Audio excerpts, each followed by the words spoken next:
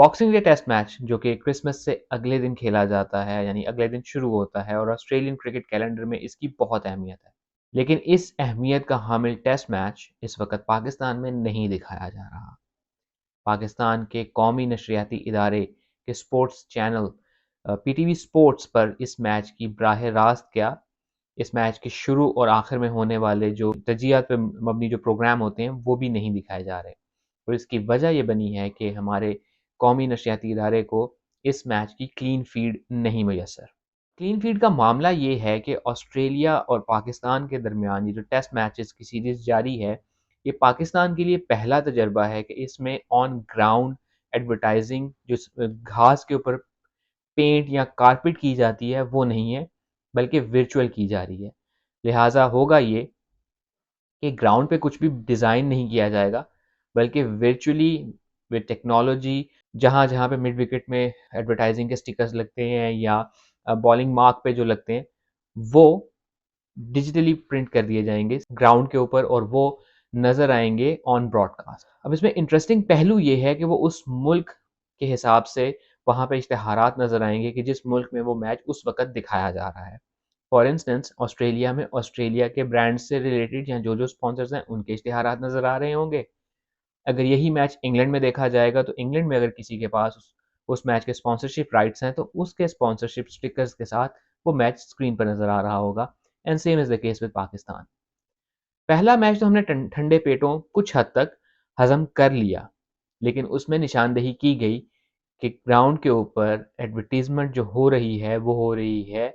Batting sites کی، surrogate sites کی۔ یہ نشاندہی ہونے کے بعد حکام کو حرکت میں آنا پڑا۔ اسی سال کچھ عرصہ پہلے سرکار کی جانب سے کریک ڈاؤن ہوا تھا اور ایک زیرو ٹالرنس پالیسی کا اعادہ کرتے ہوئے اس بات کا اعلان کیا گیا تھا کہ کسی بھی نشریاتی ادارے پہ، اس کے ساتھ ساتھ سوشل میڈیا کے اوپر یا ڈیجیٹل کے اوپر کوئی بھی ادارہ اپنے آپ کو ایسوسیٹ نہیں کر سکتا ایسی کمپنیز کے ساتھ جو کسی بھی طرح سے